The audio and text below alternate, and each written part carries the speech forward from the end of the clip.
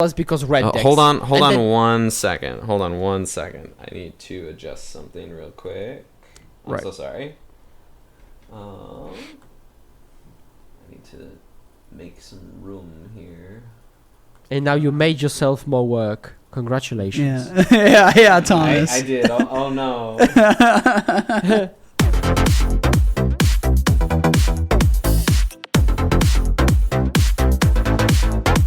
Welcome back, everybody, to the episode of the Comic Ground Podcast. Your favorite podcast. We talk about your favorite format, Pauper. This is episode 112? 21. 121. I am your co-host, Cameron Schindler, joined as always by Thomas. I do this every week, but I never come prepared. God, what's up? It's true, you don't. You said something similar last week. I did. Yeah. I did say something. Thank God similar. Those brownies wore off. Yeah, oh for God. real. That was quite a trip. Those were crazy. I don't know what we were spewing. Yeah, but we're back to normal now. For those who couldn't handle the too much excitement for y'all, I guess. But it felt rather foolish, if you will. How you doing? I'm doing well. I had a really nice long weekend. I hung out here for a little bit on Friday, had some karaoke with the work friends, and then just did nothing Saturday, Sunday. Sick. Deserved. Thought about some tournaments. Our friends up in Murray, Kentucky, Sir Hemslot and Discord, had a good turnout with the Court of Commons Quarterly, and Silly Santilli was able to take that one down. But he's on a tear. Yeah, he's crushing it. But I was not in attendance. I needed to chill. I caught up on a lot of just like getting my life together. So, good. Yeah, I feel very grounded going into this week. Nice. Yes, good. Very much so. It feels really good.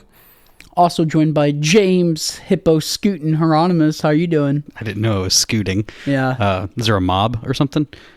It's a magic card. Yep, that is. No, I'm good. Had a good weekend. I also took some time for myself and did not go play Magic.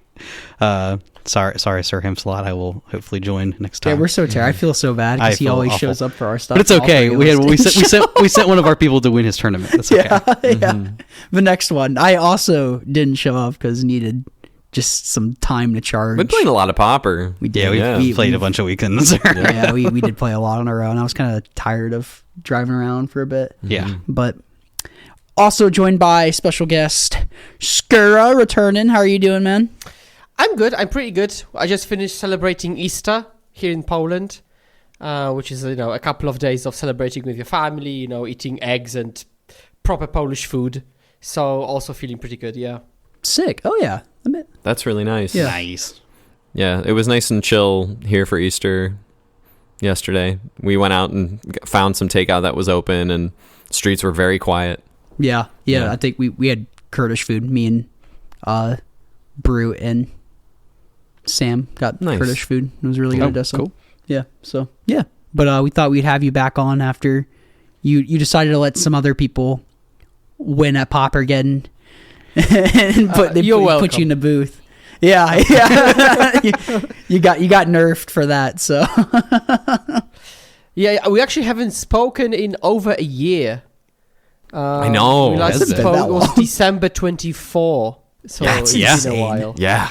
It has been a while. It was Christmas Eve last time? No. It was December of 24. Oh, yeah. I thought it was okay. No, that was the day that we were all stuck in traffic trying to get to your apartment because there was a major accident. Mm-hmm. Yeah, we started super early. I do remember that. That was terrible.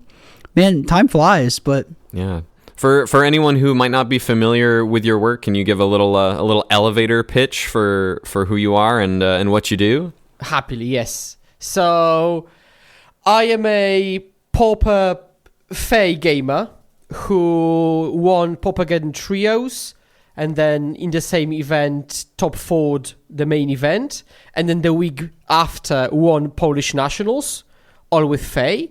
And then since then I also top 16'd Paupergeddon and a couple of stuff. Top 8'd another Paupergeddon Trios, and I also have a Metafy where I coach and teach Fae stuff.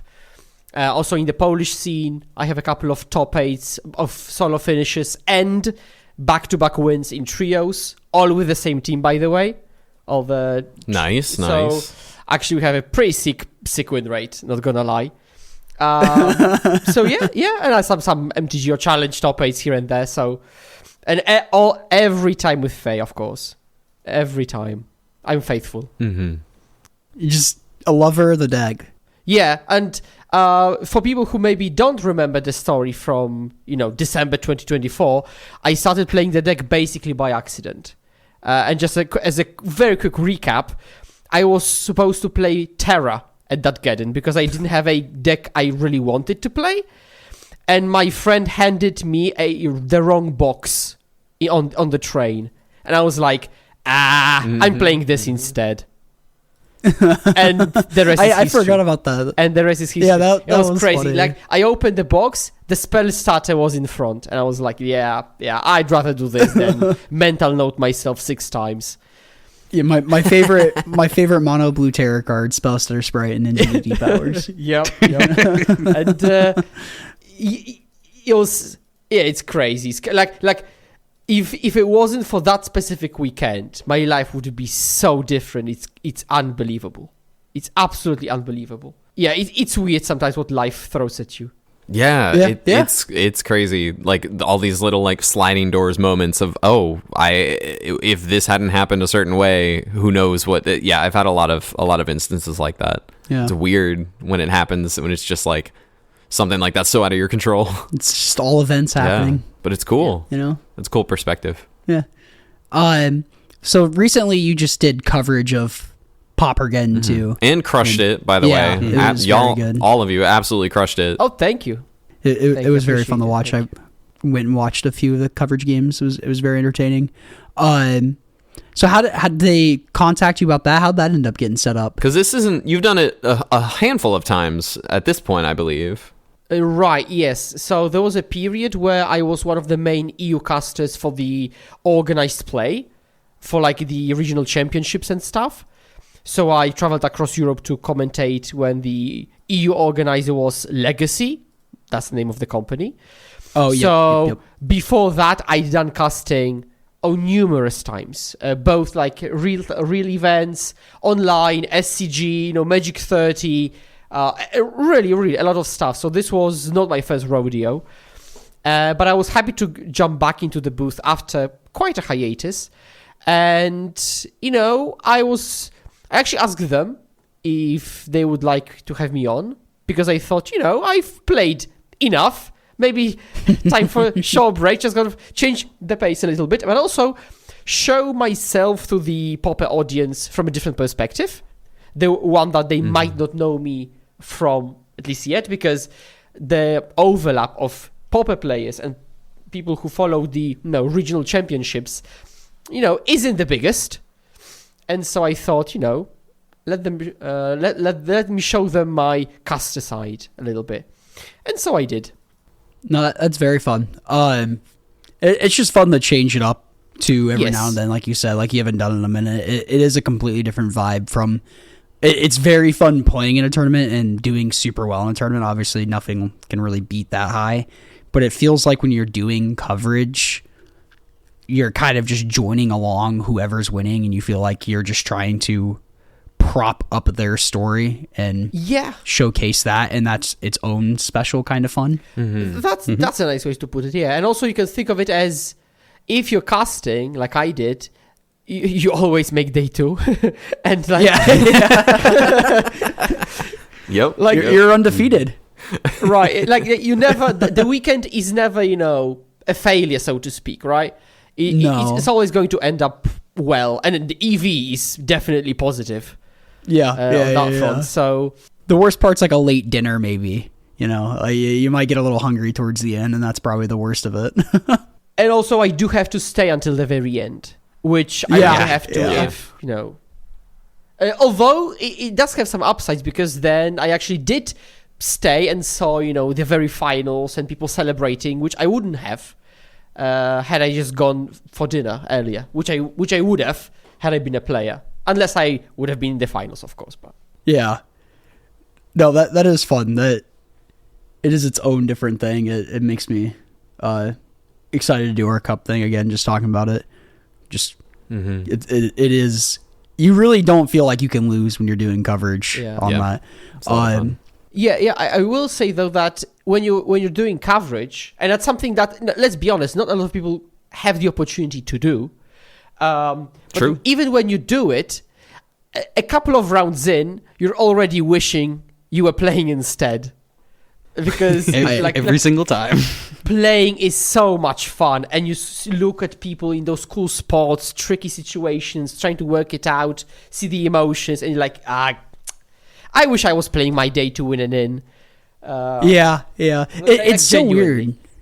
Because sometimes, I think we've all like felt this, everybody, when you're in a tournament and you play round 1 or you play round 2, and by then you just know if you have it or not that day. Sometimes you're just dialed in, and other days it feels like I'm just not playing Magic as well as I know I can play Magic. Yeah.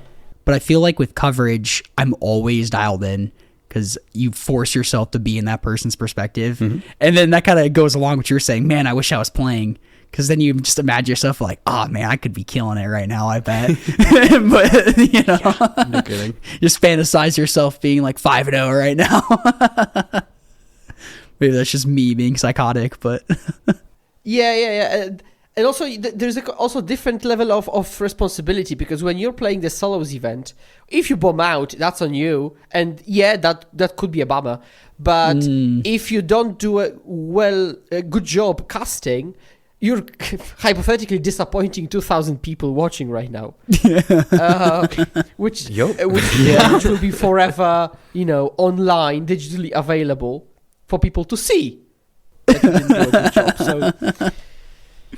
but no worry, you did great, so don't worry about that. It was.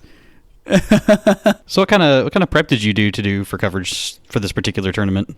So when you're such a one-trick pony like I am, and you play Fae only, and you know most matchups from the other side, it's really good to like run a league or two with a lot of different decks to get into the headspace and like understand what's going on, because if you face the same matchup over and over again, you feel like you know it, but from one side, it turns out, let me give you an example.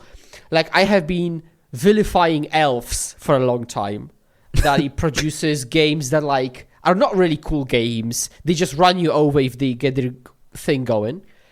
But I realized after switching to blue-black fairies that when you can interact with them in any capacity, it's a fine deck, I guess. It's fine. Yeah. If you have a removal spell. But like, if you have 0 removal spells, then yes, I had this perspective that it's an awful deck to play against. Wait, you got Bind the Monsters. What do you mean? Yeah. The thing about Bind the Monsters. Yeah, Kyrian Ranger looks at that and laughs. I do got to make fun of you a little bit, because you're talking about diversifying, and you're like, and then I added black into my phase deck. I've been trying a bunch of different stuff. I've been playing different decks like Mono Blue Fae, Dimir Fae. But yeah. The point is that when I played both, I mean, different flavors of Fae, of course, but like also I played those different decks, I saw them in a completely different light. One more thing, which is pretty cool, not many people know about, is that typically there is a very specific division of roles in a casting duo. So one person sets up the other typically, and then the other person is the know-how, the expert, which this division doesn't have to be made kind of absolutely kind of deciding who knows more and who's talkative more, let's say. It's just an arbitrary decision, and you do this, the other person does that, because you don't want to talk over each other, right? And so, for example, when I was with Alessandro, I was the play-by-play, setting Alessandro up so he can give his opinions. I could also have given my opinions, but like, again, that's not the point. The point isn't to be the opinion giver, but to offer proper entertainment. And so every time there is some casting, there is typically such division like this. That's why you might, and you should see, that one person maybe talks organizational stuff, the other never does, but they do other things, Mm-hmm. That's part of the fun too, is like you're just setting up your co-commentator, you're giving them a way up the dunk, basically. Yeah, but you have to do it smart, because like you have to know what they don't know, because not everybody knows everything, and you're like, okay, actually, fun question: what happens if A, B, C, and Y? and they are clearly confused because they don't know. So you have to kind of manage the situation, and if you've cast with your partner enough, you know what they know and what they don't. But you have to kind of show your co-caster in the best light possible, and most importantly, the players in the best light possible. Yep. That's your number one job, is just making the players look smart. Yeah, but if possible.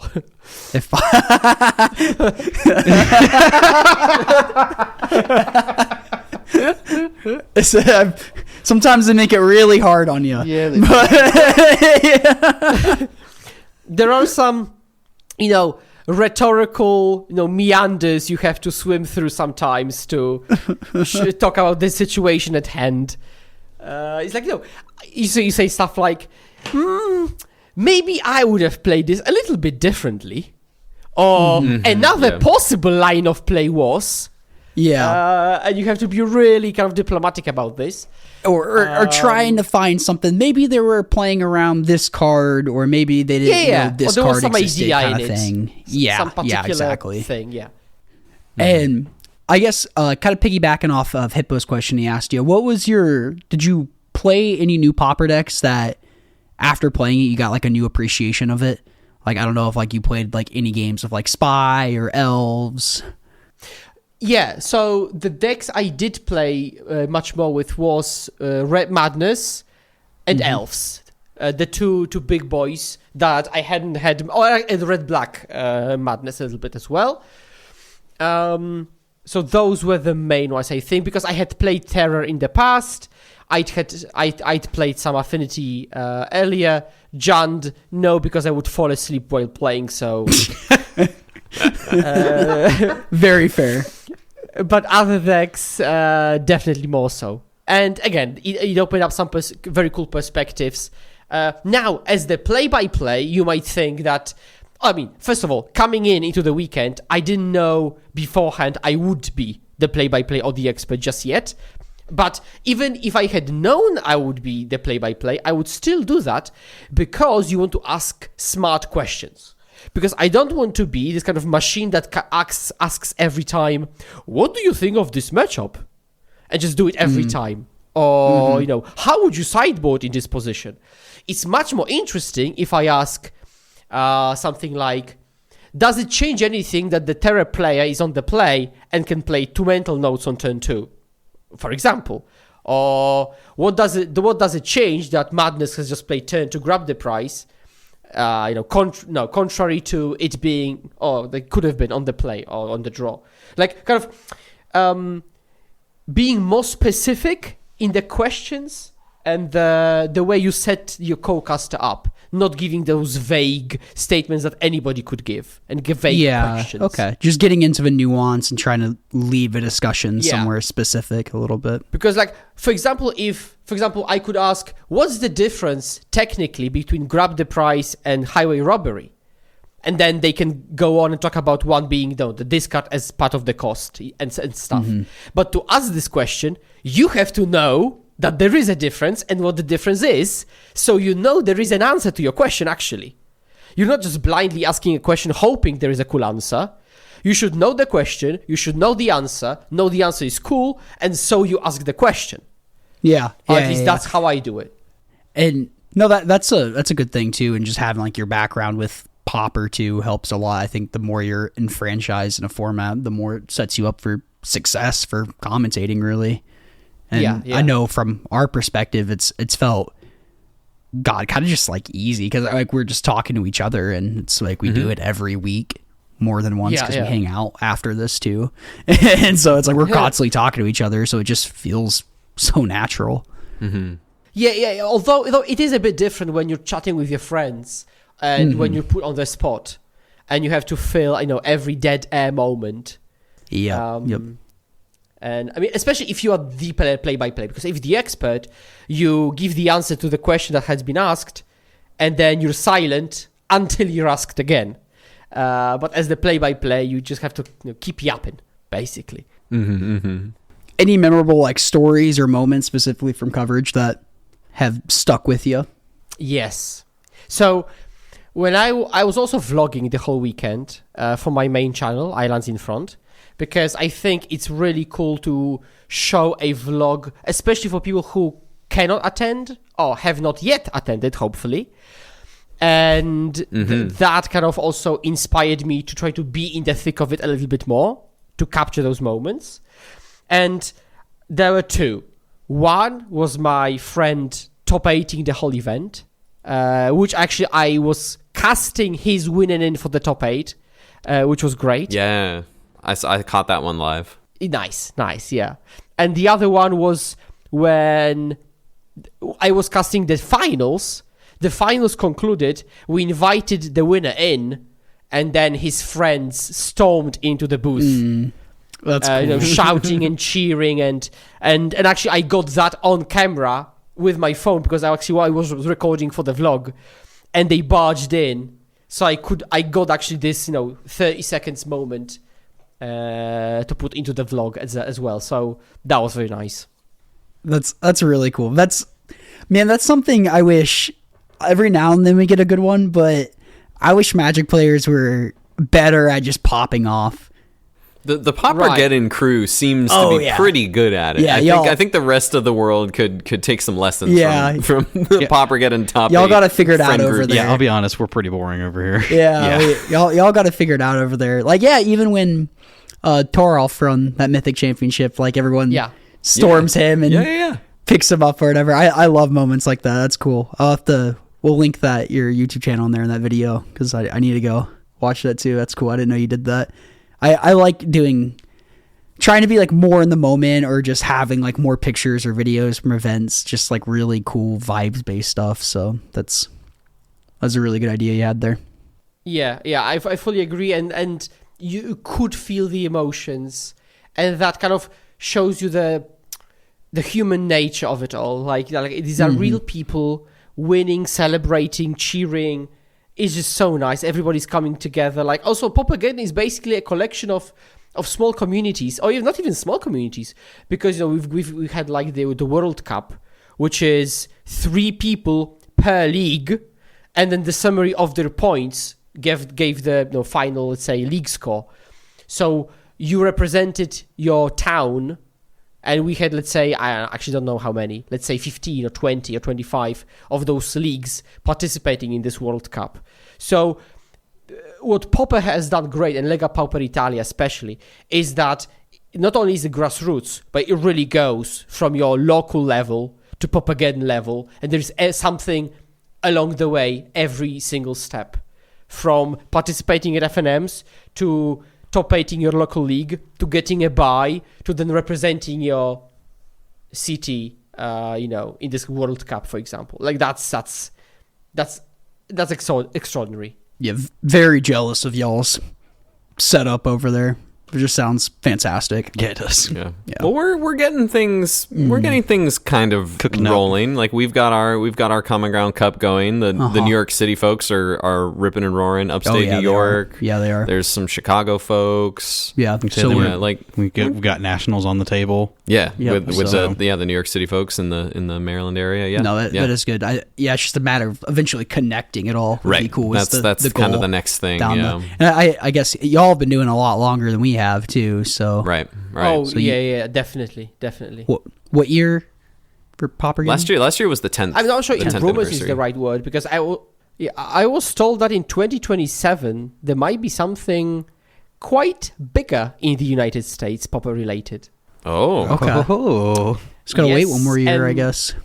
And I was told that I can talk about it a bit more openly, and so there might be a Paupergeddon style event in the US. And okay. Some organizational stuff are already in motion. Okay. Now, I'm not using vague language purposefully. That's all I know. Right. But stuff is moving. So late, I think late-ish 27 or maybe early 28. Some stuff might be happening actually. Yep. Well, I'm excited to either win it or commentate it. So there you go. It's a win-win either way. Yeah. I wonder if that'll be something like Wizards back too, which That's something that's been kind of like surprising. It's been taking a little bit to get here with like Gavin. Right. Like, Yeah. That's true. Being like his involvement in Pauper and stuff too. So I'm sure he's got his fingers in the works, and also a busy person as well. But yeah, I've heard so. Yes. Also, actually, I also thought of two more things I wanted to say about the nature of Paupergeddon and what stuck with me. One is I'm still not fully used to the fact that people approach me a lot. And they want their, fairy cards signed and take pictures. And sometimes they, give me gifts of different nature, which is absolutely humbling.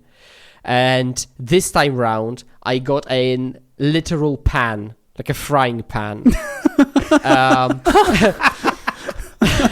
And I also got a block of cheese from a French fan. There you go. Cameron be jealous. Yeah. They're just giving you. Yeah, I got a hoodie as well from like a local league, but underneath the league name said adopted. Oh, cute. That's cute. So honorary member. And like I think 2 editions back, I got handmade bread. Oh, okay. So I was literally given bread.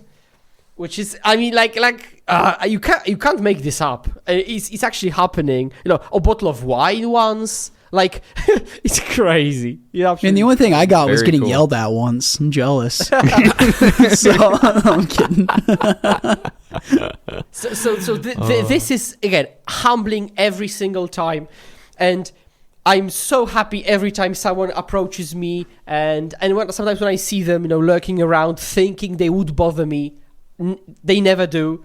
It's always very nice.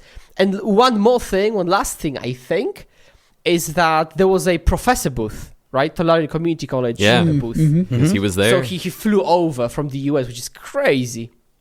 And when I approached him, I said something like, hello, you might know me or not. I'm Skura, something. And then his eyes lit up. And he recognized me. He was like, "Oh, hello! I'm so glad to meet you in person." I was like, "Oh, that is really that's cool. gotta feel good." Yeah, that would feel weird. I'd be like, "Oh, okay." Yeah. So it was also very, very nice to be recognized somehow by a person of his caliber. One of the most known Magic celebrities, right? So, I didn't want to turn this into a braggy show. But this was all very, very, very nice experience. No, it is really weird when you do something for a while, you're kind of on the internet for a bit, and it doesn't quite feel real in a strange way. And then people start telling you that they appreciate a lot, and then like you see somebody at a Magic event, and then they like tell you in person, it's like, hey, like love, like for us, it's like, hey, love the podcast or whatever, and it's like, oh, it's like it is real. Mm-hmm. So it is like heartwarming when it happens, because it's you put your heart and soul into something and like don't expect anything back, and then when like people like it and appreciate it, it's just a really good feeling. Yeah, for sure. That's awesome. That's cool. You had that experience. Yeah.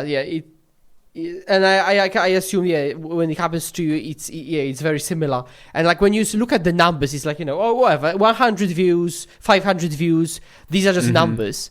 And sometimes you don't realize these are absolutely real people enjoying every minute of the thing you produce. Yeah. And then so when you do meet them face to face, it does hit you. It's like, these are not just 500 numbers. These are actual people who love what you do. And that's just heartwarming. And I guess one more thing about Paupergeddon I was going to mention up too. Talked about it briefly, but how was it like commentating like your friends' like top 8 matchup? Did you find yourself like a little biased, like rooting for them? Yeah, so you should be impartial as much as you can, whether it's your friend or just a countryman. But I have found it a little bit different when it comes to Paupergeddon or Pauper. Like you are much more allowed, so to speak, to just root for your friends, which I like, because like everybody knows this is your friend or this is a person from your country, Italians, I have seen, are very happy to cheer for other Italians. Mengo on stream has literally said he's happy that an Italian won, right? So I was trying to be impartial. So I tried not to say anything that would suggest that, I hope he wins, of nothing of that nature. But deep inside, I was just, counting down the opponent's life total and seeing what happens. And this was actually a particularly interesting story. I'm not sure if do you know the background of what actually happened in that round? Not in anything that at least wasn't like on coverage or anything. Right. I'm not entirely sure. No. Because the game went to turns, and then upon turn 5. It didn't conclude. However, with a draw, they both could have made it or could not have made it. Right. Which makes sense, because if they knew you, they would have ID'd. Yeah. So if they were playing, clearly they thought they couldn't ID, right? So they are in the same spot as if they had ID'd, and they know, well, it's not a sure thing. So... but Jędrek was in a very commanding position with like triple ephemerate lock and then attacking in the air with Muldrifters. And so the opponent said, "Congratulations, I concede to you. You would have won." Yeah. That's good culture to have too. Yeah, that's a good thing. Insane to sportsmanship. And then Jędrek, I think, used the phrase like, "I really hope I would have done the same." Because it really takes, it takes balls to be like, congratulations, and then deprive yourself of that 1 point, which could be the difference of top 8 or not top 8. Yeah, it's throwing away your chance of top 8 there, and just, that's like you said, very extreme sportsmanship. Yeah. So that was an insane display of sportsmanship. Mm-hmm. So I do want to talk about the metagame going into the tournament. I actually was interested in a reply that you had actually given to someone on Twitter that I just happened to catch about how a flatter metagame makes it a little bit harder for, say, someone who's actually playing in the tournament to prepare for the event. Do you maintain that after this particular event with the way things landed out?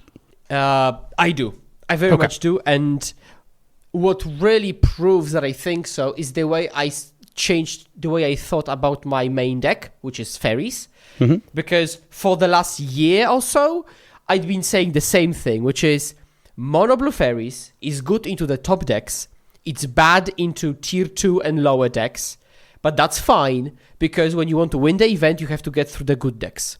So this is a surgical knife that you take to win against the good decks. And coming into a Magic tournament, you expect the good decks. Like, it all makes sense. But at some point, I think it was like a Geddon or 2 ago, it just stopped being the case, because you actually did not play against the good decks. It was so flat, so varied, so diverse, it just wasn't true. And I had to change the way, because like people wanted to amend mono blue Faeries to make it have less polarized matchups, right? But I think that killed the soul of it, because you would just make something that's very good at a specific thing, just medium at everything. Yeah. So I was adamantly against making the deck, more catch-all-y, so to speak. But now, let's say for the last month or 2 months, I've been playing blue-black, intentionally making the deck having a flatter matchup spread. Because I think you have to. Because genuinely, in the 15 rounds of Paupergeddon, you will play against 10 different decks, 11 different decks. You have to expect to play against those other decks. At which point, your surgical knife stops being effective. And that, of course, applies to every deck, not just Fae. And that's how I think about this. So your deck has to be good enough into the other category. That's how I would put it. And that makes sense too. Like, I think the proactive decks get a little bit of an advantage in that. If like you're doing something powerful and being the one asking questions, you can get you're a little bit more favored in such a wide meta, but if you are super skilled with a reactive deck and that's still doing really powerful things, like such as like blue-white familiars, it's pretty reactive and trying to do powerful things and going towards the late game, like that deck still can do very well in such a broad meta. It's also, when it's that broad, you can get a little bit of decision paralysis of what to play. I was going to bring that up, yeah. But it almost goes so far in one direction, it's almost freeing, because it's like, well, if I have to think about every single little thing, who knows what I'm going to play? I should just play a deck I know I'm going to enjoy playing 15 rounds of Magic with.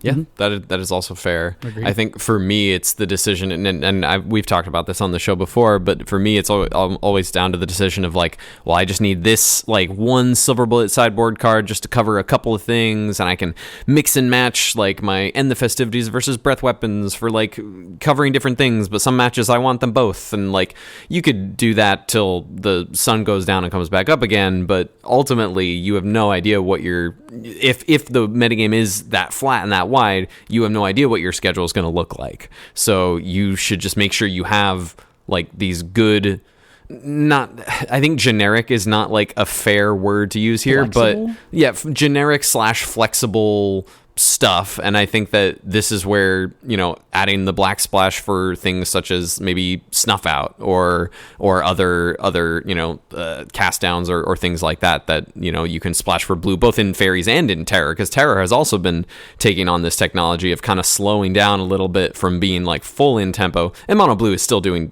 relatively fine online, just like in these larger paper tournaments it's starting to drop off a little bit, but it's also employing that technology of kind of slowing down a little bit in terms of doing the absolute most powerful version of itself and sacrificing that in favor of just covering a little bit more of the spread, just like you were saying, Skura. Yeah, and I think this is the time for Dimir decks in general, but this also comes from the times where basically the best blue decks were mono blue, and then again, I think a very natural evolution is to branch out because the metagame is so flat, but also that's, kudos, let's say, to the Pauper format, because it is so wide you can play such a variety of decks, right? Mm-hmm. Because there could be formats where you just couldn't, or those other decks would be so weak, it kind of doesn't matter.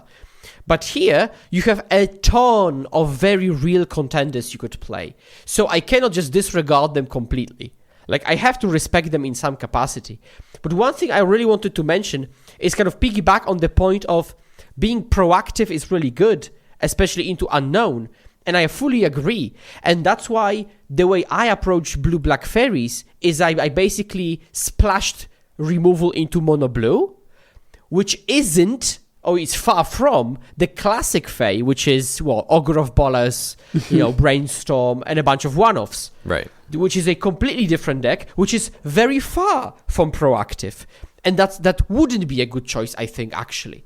Like the proactive aspect I maintained, I think, is key to succeed in open metagames, because you can both punish the opponent the way you normally would, but you can also put up a fight when something goes wrong. Which is one of the main reasons I stopped playing after some attempts the Ogre version, because it just can never punish you. It can never punish the opponent, and I hated that. And I think that kind of speaks for like the general meta too, and as Thomas alluded to as well, like we've seen blue-black Terror on the rise up quite a bit, and that's because it can play against, like Spy can play like the control role, or against elves it can snuff out and cast down the really important elves like Priest of Titania or Timberwatch elves. Or if you're against a combo deck, you can just have the mono blue draw where you mental note, terror, hold up a counterspell. Mm-hmm. And I imagine this is kind of a similar, it sounds like this is kind of a similar approach that you've been taking with the Faeries deck. Because like I to your point about Augur Bolas, never once in my life has Augur Bolas come down on the opposite side of the field and I've thought, oh wow, that looks like a problem. Like never in my life. Agreed. So when it comes to Augur of Bolas, actually, I had one epiphany, which was very crucial, I believe, because I was told so many times that Augur of Bolas is excellent against red decks, which was mainly said during the Kuldotha times, but then later Rally was still a proper thing, So yeah, this is the point. Ogre of Bolas is really good into red decks. So that's why people played it. And I was like, well, I mean, I guess it makes sense. It dies to bolt. It's a 2-drop. But when it sticks, it blocks a lot of stuff. And then once, randomly, I thought, hold up. If you want a blue creature that works with ninjas and is good into red decks, just play Intruder. What? Why would you play this cringe 2-drop? Just play Brine Burrow Intruder, which is absolutely insane. And at this point, I was like, yeah, I mean, let's just build blue-black, but as tempo. And this is when I was like, yeah, just 12 1-drops and ninjas, let's go to town. That's and funny. I just realized, like cheap. So now, this is going to be a hot take, ladies and gentlemen, but cheaper cards are better than more expensive cards. Yes, especially now that's a kicker, especially in a deck that ninjas those cards, so you have to pay the cost again. You know, double Intruder is 2 mana, double Ogre is 4. That's an enormous difference, absolutely enormous. That is true. I do have one question. It's very important. Is Brine Bearer Intruder better, or is Humbling Elder better? We need easy. We need the definitive answer right here, right now. That is such an easy question. So the answer is Humbling Elder. Let's go! Whoa! Thank you. Yes, because I think it's very menacing when you played an old lady with a stick.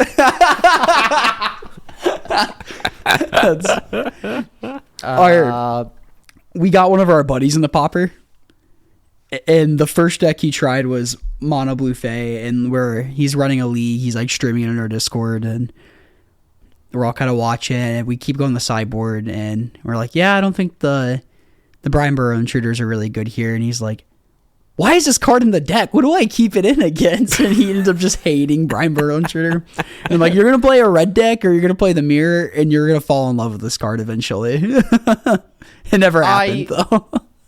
I will not tolerate any Intruder slander. This card is absolutely insane. Like genuinely. No, it's really good. Like it's crazy. Like when you, for example, especially when you're tricky and you, for example, sandbag them, and opponent just attacks you, you're like, oh, I guess I take damage. And at some point you go, hold up, double Intruder, ba, trigger, block, one-sided Wrath of God. Yeah. Like this is, ugh. And like, it's also such an insane headache to have to play around if you care about combat in any capacity.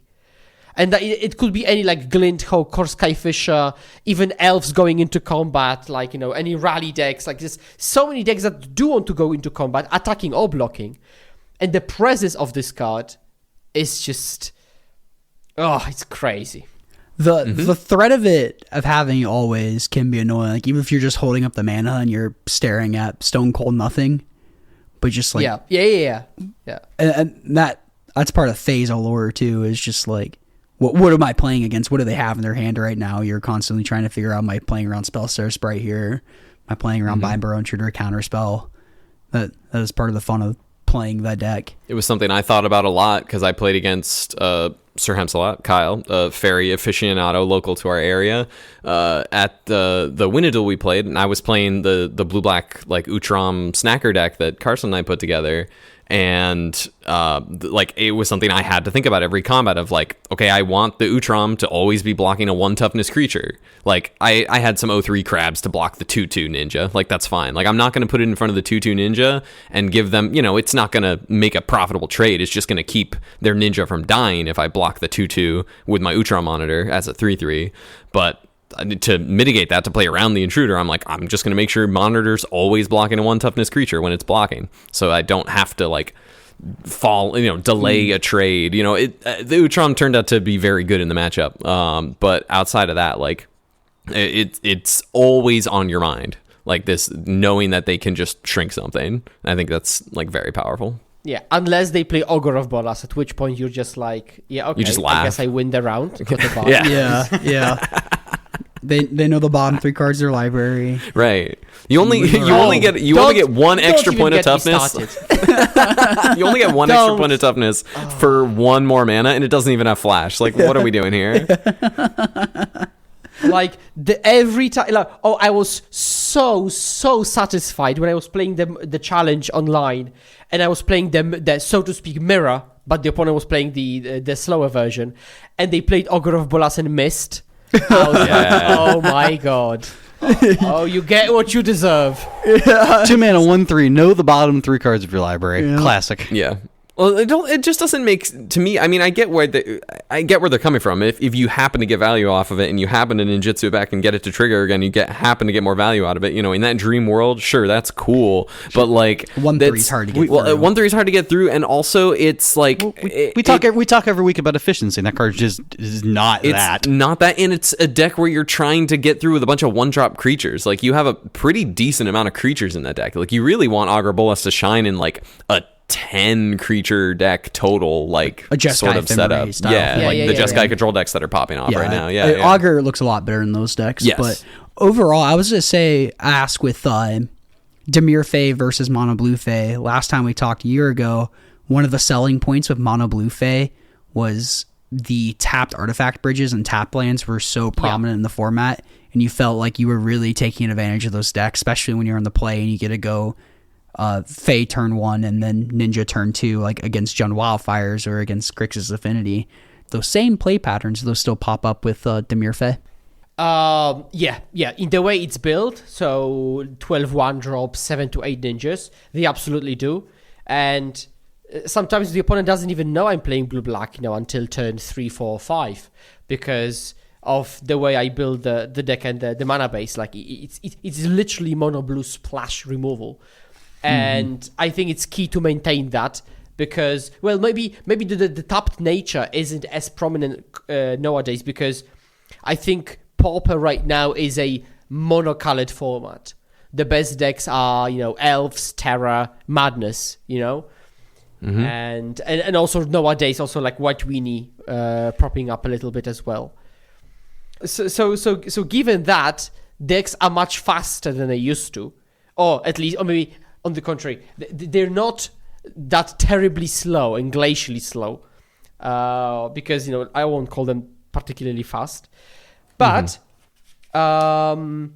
it's more of a reason to be fast yourself. I would say, just to actually be able to compete on the axis and not be like Tapland, Ogre of Bolas, nothing, can't trip a bunch, nothing. Yeah, I can't imagine ever winning that game if you're going Tapland, Ogre of Bolas against any deck. Any of those decks. When you're supposed to be a tempo deck, just starting out that slow seems not great. You're throwing away your chances to win. And I think your wording makes sense if you're a tempo deck. And so these decks just cannot possibly try to be tempo. They have to be control to somehow accommodate that. And that's not what I want to be doing. I don't want a control deck whose finisher is Ninja of Deep Hours or Ogre of Bolas. Yeah, if you're going to play a control deck, just play like Dimir Terror there. I did play against this deck last Thursday, and kind of piggybacking off what you said is I didn't even realize they were playing blue-black Fae until I think it was like turn 4. They cycled a Lauren revealed and then got a tap land and then snuffed out something. I'm like, oh, that was not expecting that at all. And so it's kind of cool that they can take that line. What matchups do you think you approve with the Black Splash then? Yeah, so if anybody wants a deeper dive, I've got a dedicated video on this specific topic on my YouTube. Okay. Awesome. We can link to that. But in short, your good matchups get a bit worse typically, but your awful matchups get properly playable finally. And so, for example, I'd rather play against Mono Red Madness with Mono Blue, although Blue Black has some specific selling points which doesn't make it particularly worse. But Blue Black makes it, for example, Spy, perfectly winnable. Elves, perfectly winnable. White Weenie, winnable. Any deck with Core Skyfisher, finally winnable. Yeah. And Utram Monitor. exactly. And against the decks that previously were good, you're still fine into them, but you actually play kind of differently. Because, for example, Affinity and Jund now become much more about Monarchy. Where in Mono Blue, it's still about board presence and off-one minds, right? But this is a very unique upside because, for example, you can safely tap out because if they breath weapon you, you probably don't have such a big board to begin with. And also, for example, Thorn doesn't die to breath weapon. And so if their plan is to wrath you, then your plan can be to monarch them.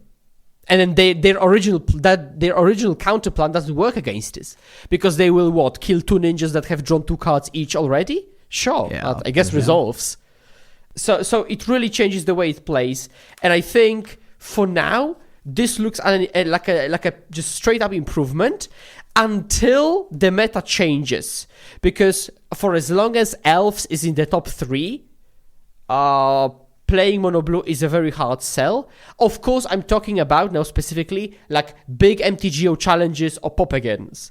Locally, I mean, go to town. Like the metas are probably so insane. Like you just pick the weapon you want. Yeah. But talking about the big broad meta game, if the top 5, top 6 decks is Spy, Elves, and there is some Mono White in there, I don't think you can play Mono Blue. No, that makes sense. When I was talking about playing against this deck, I was playing against Spy, and or I was playing Spy, and I was playing against Dimir Fae, and kind of had like a slower start and stuff. And once they revealed that they were Dimir, and I'm like, oh man, this is gonna be rough. And because they immediately they snuffed out my Overgrowth Battlement, and I just got stuck on 4 mana the entire game.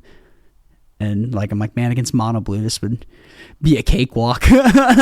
Yeah, and the first time you do, you get on the opposing end of 1-drop Ninja and then 3 mana or 0 mana Snuff Out Hold Up Counterspell and keep ninjaing you. I mean, that's just absolutely that's hard insane. To come back from.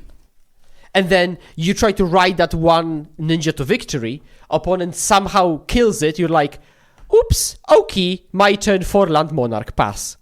Yeah. And they're like, ugh. And one thing I will say about the Monarchy, because I really want to highlight this, that's one thing I mean, among many things, I was very wrong about. Because I was sure Monarch would be bad in the Fairy deck, in Blue-Black Fairies. I did give it a chance anyways, because I want to be kind of self-reflective of my own ignorance, and I accept that I could be wrong. And actually, I was. So that's nice. Because the Thorn is absolutely insane in this deck.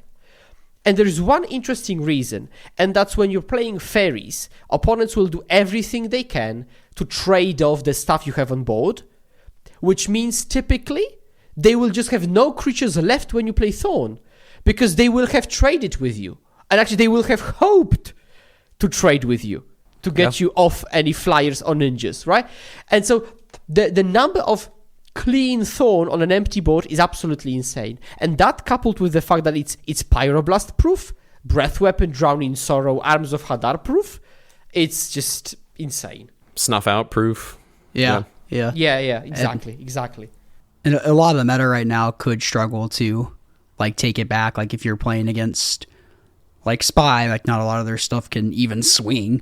And if you're playing against Terror, you can just always hold back a couple Brian Burrow intruders or whatever to chump block the Terrors until you get enough card advantage and find your Snuff Out to get rid of the Terrors. Yeah. Actually, I like that you brought up Intruder, because that's another thing I realized a couple of matches into playing this version. Intruder is really good at holding your Monarchy. Because, even being unable to block profitably, you just go, okay, shrink it, take 0, and then worry about this next turn or something. You have, it is such a good Monarch deck. Crazy. That's cool. Yeah, because Jund will just fly over with 1 Refurbished Familiar to try and take it back, and then you're just nope, here's an intruder. Yep. I still have the Monarch. It's kind of funny. My first Pauper deck was Dimir Faeries back in 2017, so it's kind of cool to see the format loop back around to that. And honestly, pretty similar shell with ninjas, Spellstar Sprites, Thorn of the Brackrollows, Snuff Outs, and it's kind of funny to see back to that. Now we got Lorien revealed, and honestly not much else different. one of the funniest interactions I've had, and there is many, and that's why I love this deck, is I was playing the mirror match. It might be actually the same mirror I was talking about previously with the Ogre of Bolas. Sure, An opponent, and both of us resolved Thorn of the Black Rose. And I don't remember who had the Monarchy, but they attacked me. Also, probably I had the Monarchy. They attack me. I block my Thorn with my Thorn, their Thorn, but then I play Intruder to shrink theirs. So then it deals 0 damage, and they just get death touched by mine. Yeah. Which was just very clean. Very clean. The mono blue Fae mirror was also very a tricksy matchup, and I think I've only played that once or twice, and it was really fun. But I imagine same thing with the mirror Fae matchup. You're just adding Snuff Out into this, and then Thorn, it just gets equally tricky. I guess you get the experience of if someone's just slightly ahead and you land a Thorn, it can just slam the door shut, though. Yeah, that is true. But the matchup is a bit, I mean, both less and more swingy, because it's much easier to contain an opposing ninja because you have interaction. Yeah. But then again, when you have your own ninja uncontested, hypothetically, it's much easier to clean the way for your own. But given Thorn, but also Arms of Hadar, like, it can no longer devolve into a tap-out fiesta, like it sometimes does with Mono Blue. Yeah. Which changes the matchup fundamentally, because starting turn 4, it's much scarier to ever tap out. No, that makes sense for sure. Very cool. Very cool. Yeah, but just to loop back, because I started this blue black propaganda shill, but coming back to the original question from half an hour ago, yes, the meta is much flatter, which makes it so that I think in the end everybody should just play the deck they like the most, or innovate upon that deck like I did with Faeries. But not try to probably find a hidden gem too much, unless it's, again, in your repertoire. It's something that you were trying anyways. Yeah. I like the meta being in that kind of spot. It's a fun format where you can choose if you want to be good at one specific thing, or if you want to explore a bunch of different things, you have that option as well. Yeah, because my spike brain definitely feels for the competitive players that want to, and I get this way sometimes too, of wanting to, tailor my deck to beat these 3 specific things. But for the format as a whole, expanding beyond the hyper competitive events, I think that we're in a good spot where we are now. I think I'm generally happy with things, I think.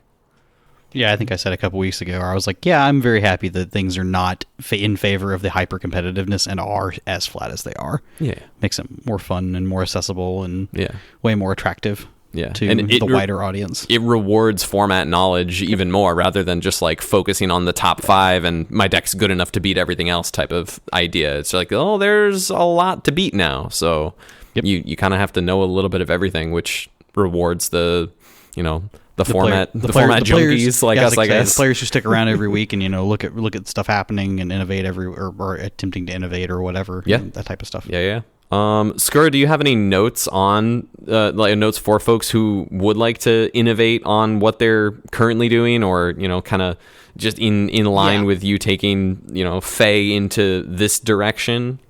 Yeah. So the main thing, so I don't think people should try to innovate for the sake of it. I mean, of course, if it's fun for you, go for it. But given limited time, that's me a lot of the time. For a lot of people, that's a bottleneck. You have to find a very concrete reason why you would like to change anything. Or, in other words, you have your own deck currently as it is. Let's say, I don't know, white-black blade, and then you're thinking, okay, what does this deck lack? Or what does it do bad? Or why doesn't it succeed? And when you get some kind of an answer, for example, let's say it's not grindy enough in grindy matchups, not fast enough in fast matchups. I don't know, something generic maybe. Then, okay, can I do anything about this? And what does it mean in practice?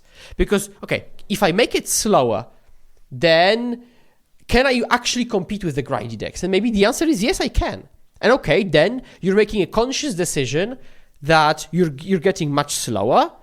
you're fine losing to the faster decks because you're much bigger, but you can finally compete against the bigger ones. But then, knowing that, you look into your sideboard and maybe dedicate 3 more slots for the fast matchups because you know what you just made worse. And then you try to see if this improvement made the deck overall better or worse, right? But you're actually looking at a specific problem you identified and a specific solution to that problem, right? There might be a couple of problems. There could be a couple of solutions to the same problem. And then you just iterate, right? And see if, your hypothesis, kind of matches reality the way you would like to, right? Because, at the end, what you really want is a good win rate. And for example, in this example, maybe it's better to be even lower and be as a lower blade deck than a bigger blade deck for whatever reason, because their matchups, line up differently, right? But yeah, in short, again, find a very specific problem your deck has, and then solve this specific problem. No, I like that answer a lot. I feel like I said, I think I get stuck in the, well, I could do this type of realm, which is fun and fine if I want to just like flex the brewer muscles. But if I being able to narrow it down is a really good. Yeah, and you never know how a card's going to perform until you actually play it too and see it in action. That too, and it's also with new cards. Yeah. Also, not being completely precious to your idea. At least your original idea. Like, don't look at your original. You may not have the ability to look at your original idea with like rose-tinted glasses, or we do tend to look at things with our rose-tinted glasses. It's like, okay, maybe this didn't work out as well as I wanted to. I should put this down. Like, if it's not working, don't continue to just beat the thing to death and it doesn't work. Right. Like, obviously, it's not working for a reason. Go to the drawing board. And Skura, you gave a pretty similar answer. We kind of touched on this when we had Teasdale on about a whole episode about brewing, and it's about like asking yourself the right questions and just being very methodical about what you're doing and what are you tackling with adding cards in or taking cards out. It does affect your deck quite a bit, but I like being pretty methodical about the questions you're asking and just trying to, like, do I need to be better against faster decks? Like, do I have a fine game plan? Should I be more worried about decks that go wide? It is kind of hard without specific cards or specific a deck in mind, but yeah, we always talk about like new formats or new decks enter a format. It's like, what are the rules of engagement? And same thing applies here too. Yeah. Yep. It's like, what are your rules? What are you trying to beat? What are you trying to make your deck do or whatever? Mm-hmm. Yeah, and speaking of that, this is exactly the approach I'm trying to promote on my Discord. Actually, fun fact, my Faerie Discord has 1,000 people. Wow. Let's go. Congrats.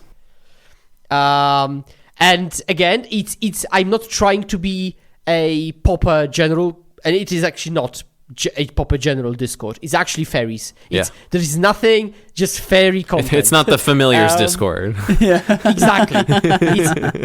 It's actually genuinely only Faeries. And some people sometimes ask me, "Oh, have you got a Discord like this for Wildfire?" Well, I don't, because there is no Discord like this for other decks. Banned. Get out of here. This aside, I'm trying to promote this approach of the why and the because. And because I get questions like, why don't you play Unable to Scream? And then I always reply with, why would I play Unable to Scream? And then give me your argument, and I'll discuss with your argument, not with this kind of general question, right? No, I don't like this spell. End of message. Okay, why don't you like this spell? Why do you prefer spell pierce? Let's talk. And it's very similar in brewing, because, for example, someone could say, let's say you play Simic Pizza combo, right? Mm-hmm. And then someone can say, why not splash red? Okay. So then you say, because of Chrysalis, right? But like, that's not a concrete answer yet.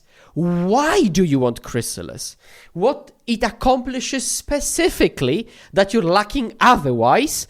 And what's the opportunity cost of including that Chrysalis? Like, this is how you have to think about this, because a lot of people list a card thinking this is specific enough.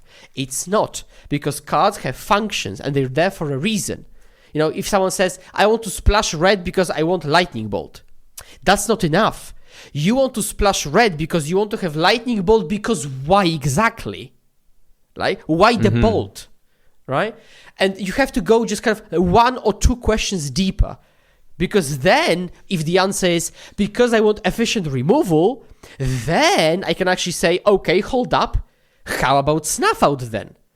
Because clearly the issue you're having is the cheap removal, not redness specifically, right? Mm-hmm. If for Chrysalis you say, I struggle with flyers, okay, maybe not Chrysalis is the answer.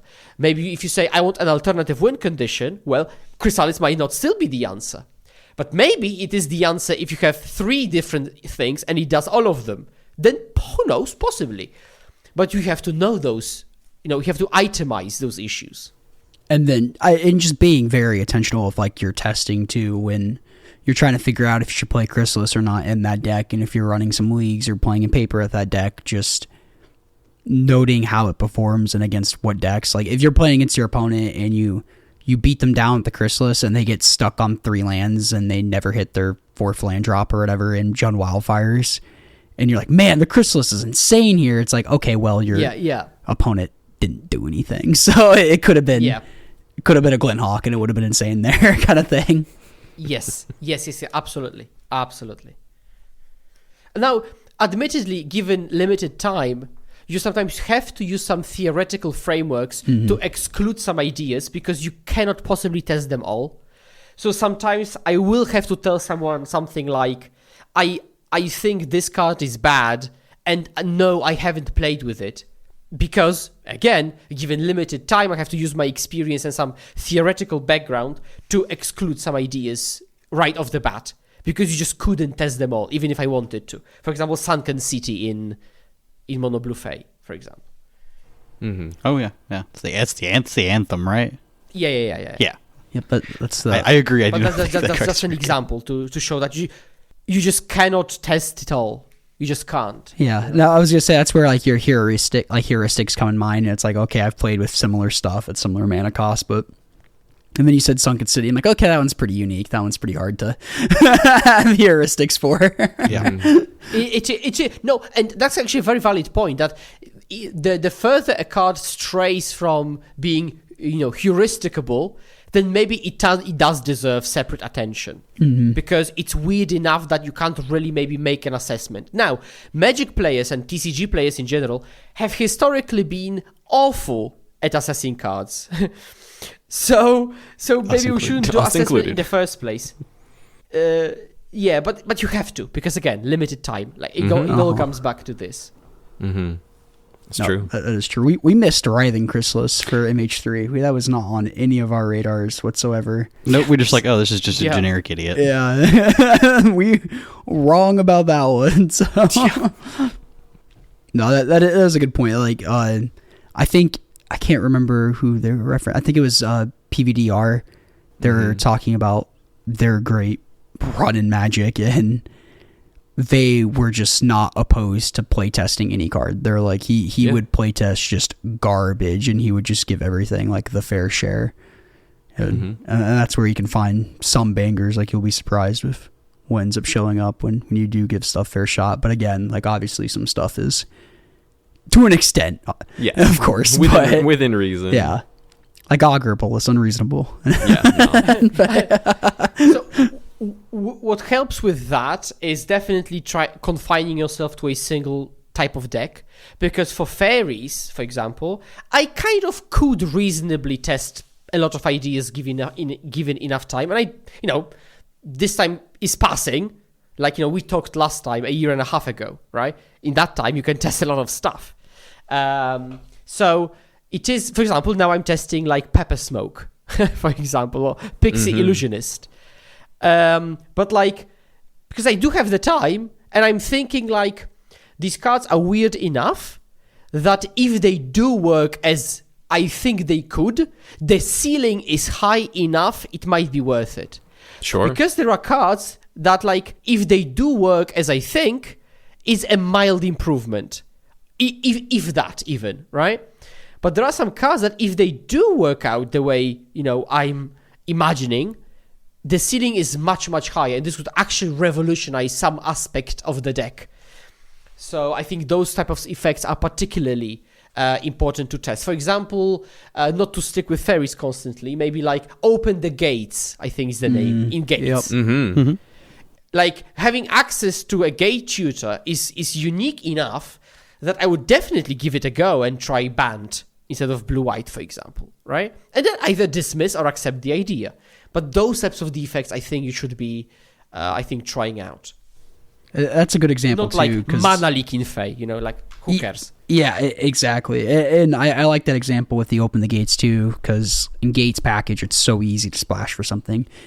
And something that's confine your main game plan to, like Basilisk Gate, or Yeah, just need to hit a land drop or whatever. Yeah. So, Agreed. Yeah. Do y'all have anything else? Anything else to share? I got in my questions. I think I'm all good. Wonderful. Cameron, do you have any other... Nope, I'm just I'm finding pepper smokes right now on TCG Player. So all right, wonderful. I'm like, that's a banger. Well, Skura, thank you so much for being on. Do you have anything else you want to share with us before we wrap things up, or want to be respectful of your time? It is much later for you than it is for us, and we really appreciate you making the time, man. It might or might not be 1 a.m. right now. So I would just like to tell everybody where they can find me. Yes, please. Which is my YouTube channel, Islands in Front, where you can find hours and hours of free Fae content, analyses of gameplay, but also some theoretical stuff, like as I said, like analysis of matchups between Dimir and Mono Blue, or card choices, tier lists, a ton of stuff. Sometimes tier lists which are not Fae specific, so that's nice. But mainly Fae stuff. Like, don't get your hopes too high. It's mainly Fae stuff. But in the realm of non-Fae stuff, I have also started a podcast of my own. Yes. With Jędrek, the same Jędrek who top-8'd the previous Geddon. And we have just recorded 2 episodes, and by the time this goes up, there might be a 3rd already online. So, drop a like, subscription, etc. But this will be a general Pauper podcast focused very, very much on the competitive aspect. So, metagame analyses, deck tuning and stuff like that. And of course, my MetaFi, where you can find my paywalled gate-kept content. Excellent. And you can join my community of, dozens and dozens of Fae players who are trying to improve. There are dozens of us. There are dozens indeed. And there are guides for, like, in-depth guides for Mono Blue, for Dimir, but also, like, how to keep hands, of course, math-based. Because I did run way too many actual calculations and, Monte Carlo 1 million hand simulations and stuff like that to give you the definitive answers on how to keep hands with Faeries. So, yeah, do head to those channels. Also, my Discord, if you want to be the 1,001st person. That's another place you can find me. And, of course, every Geddon and stuff. I'm pretty prolific, so to speak. You can if you want to find me, I'm there. I'm pretty famous for being summoned every time someone mentions Faeries in the Familiars Discord. That's funny. So, like, someone says, like, in the metagame chat, says something like, I actually don't think Faeries is pretty good right now. Immediately, bam! Disguised face emote, coffee emote, and I'm there. Wonderful. So I'm pretty easy to find, and I have this weird characteristic of always responding to every message targeted at me, which is a curse and a blessing. So yeah. Yeah. Okay. That's dangerous to say because you're in our Discord too. So. Sick. I'm sure the link will for all of that. That good stuff will be in the description of the episode. Absolutely, it will. Yeah. Thank you so much for being here, Skura. Thank you. Appreciate you coming on and talking with us again. You. That was a blast. Yeah, that was a blast. I feel he is the Polish version of me, of just like the cockiness, Oh, he is certainly sure. Yeah. But I think that is a European thing. I don't even think that's a Polish thing. I think that's a European thing. I think that is too. Yeah, it's part of the personality. I like it. No, I do too. Okay. It's fun. It feels like it's not a bad thing because it doesn't bother me. No, I love it. It's very funny. It's fun to play into. Yeah, exactly. Yeah. He's never. He's like, I don't mean to brag, but yeah. I was like, but I ain't bragging. kind of the purpose you're here. Yeah. That was sick. Man, it's good to be ourselves again after a week. It is. It feels good. So next week is it Strixhaven spoilers? Next. That sounds right. Yeah. This set's cool. I'm excited. This set is it. actually. It looks really sweet. Oh my god! There's a blue uncommon. The Ward 2. It's a 3/3. At the beginning of your end step, if you put a counter on this thing, make a 3/3 fractal token. Huh. I'm just like, god damn, dude. The cards in the set are nutty for limited. Mm-hmm. Yeah. I think Draft set's gonna That's be what fun. he said. We were talking about limited. I was like, it could be a draft format. I'm interested. yeah, same. I enjoyed the original Strixhaven format. Same. It was very big mana, do a lot of things, and the Or lesson package was very small good. ball. It also had a complete opposite effect too, where there were some games that were just really. There small. were a couple games. I think the best deck was the black white deck. I think that was the best aggressive deck for sure. Which I think was just good. Yeah. I think it just lent itself because of the way the format laid itself out. And I think that was the best deck. It went in those two directions. The black white deck was kind of this aggro thing, and then the teamer colors were doing this big mana thing stuff, with the Izzet and the Simic or Quandrix and Prismari, whatever. I'm Ravnica brained. I'm Ravnica pilled. Oh, trust me, I get it. Yeah, I get it, never don't call worry. it Yeah.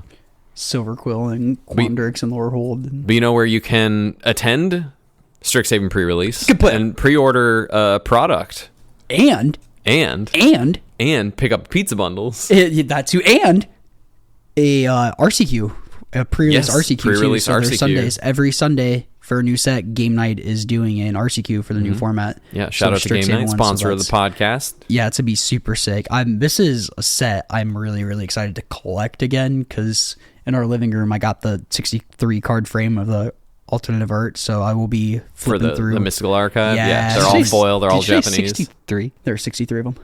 What doubles up on there? Doesn't? Oh, that's 64, Cameron. 64. Excuse me. I was like, that's how math. That's 9 times 7. Oh, no. It's Okay, 63. 63. Oh, I'm so sorry. Yeah.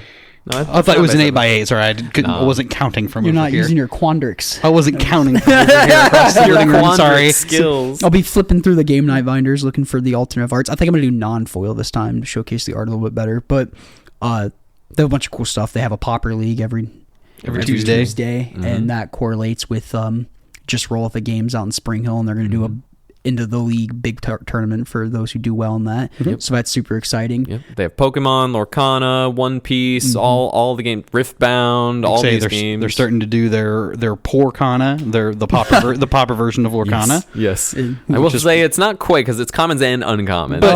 But yeah. there's so many different types of rares in that game too. So it's basically the same thing. Yeah. The peasant version, if you will. Yeah. But still very cool. That is pretty have cool. a grassroots thing going. Yeah. You can visit Game Night Tennessee. Yep. Yeah. You can visit their website. GameNightTN.com. Put in a list of cards you want, and they'll tell you what's ready, and you can go pick it up. Mm-hmm. And be sick. I got an order waiting for me for pizza combo cards and elves. There you go. You might find me at the next one of these RCQs, Sunday RCQs. Yeah. I don't go play these very often. Who knows? Yeah, they're fun. I've played everyone they've done. Oh yeah, you've played them. Yeah. I just have to. I think this one I just have to pick my spots and go. Boom! This one. Want to shout out another event that's also happening that Sunday, April 19th. Alum of the pod, Derek Smith, has organized a little win-a-box at Infinity Game Lounge up in Clarksville, Tennessee. It's at 1 p.m., and it's the Infinity Game Lounge location on Fort Campbell Boulevard. So for any Pauper heads that aren't interested in if you got a couple good options to play that Sunday. You can play the Game Night pre-release RCQ. You can go up to Infinity Games. Go up to Clarksville, Infinity Games, and play win-a-box with Derek. Play some Pauper. You got a bunch of good options. You do. That's gonna be tough a decision. Mm-hmm. It's true. Yeah. To be fair, now that I've realized it, I think I did tell Derek I was going to do that. I completely forgot when the release day of that is. I'm probably going to end up playing Pauper too. That is the one day I've taken off for that weekend, but not for Pauper. My in-laws will be in town, so we're going to hang out with them. Yeah, we're going to have a good time. Do they come to Tennessee often? No. I don't think I've ever heard This is the first time her dad's been to Nashville. Yeah, I don't think I've ever heard you mention that ever before. That'd be really cool. It's always really fun to show someone around Nashville and stuff. So I'm looking forward to it. Yeah, I like doing that. Also coming up April 11th, the 3rd, upstate New York, Pauper Open in the Rochester, New York area. You can check out the links there.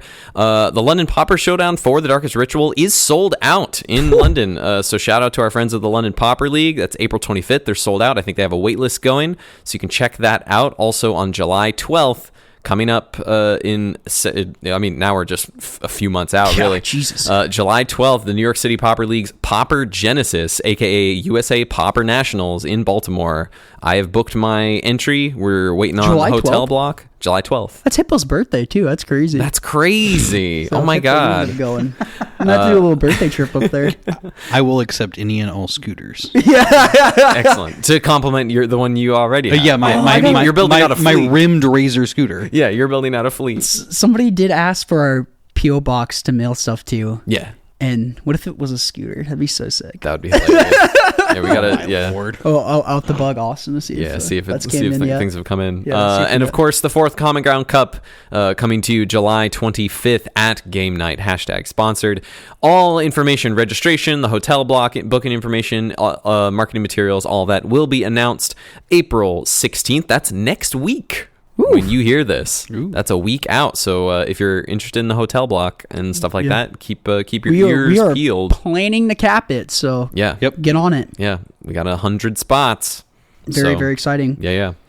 Awesome. Otherwise, there's regular Pauper Leagues. Information is also in the description. So check out Piedmont Pauper League in Greensboro, the Cascadia Pauper Circuit in the Pacific Northwest, and if you're in Nashville area, come play with us in Bellevue at Middle Tennessee Gaming on Thursdays. If you made it this far, thank you so much for listening. If you got any comments, questions, concerns, you can email those to us at commongroundmtgpod@gmail.com. Link in the description, as well as our Discord. You can come join the Common Ground Discord. You can go at Skura and ask them some fairy questions. We got a bunch of cool people in there. Got a questions tab there. You can ask, come join the conversation. Super fun stuff. If you got any events you would like to plug, you can always plug them in our Discord as well. We got a whole tab for that, and it's seeing all the events is quite exciting. Lots of Pauper to be played, y'all. Yeah, lots of good stuff going on. Yeah, love it. Excited. Awesome. I got nothing. I got nothing else. That's it. Thank you all so much for listening. Thank you again to Skura. Yeah. It was a blast. Thank you, Skura. Thank God those brownies wore off. Yes. Yeah. Oh my God. We're back to normal. Well, normal is a stretch. Yeah, that. Sure. Our back to our state of being. Our baseline of normal. Our state of being. Yeah. Which is... Peace out, Girl Scouts. Later. Oh, y'all already said bye. Yep. I said it again. Well, I guess they'll have to hear it again.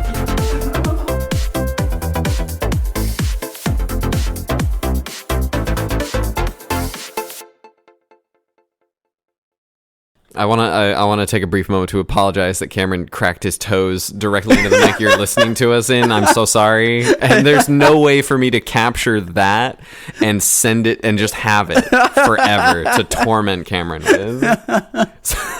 Oh, God. That's my bad. That's not... Oh, God. Hi, Croissant. Hello. I was just stretching.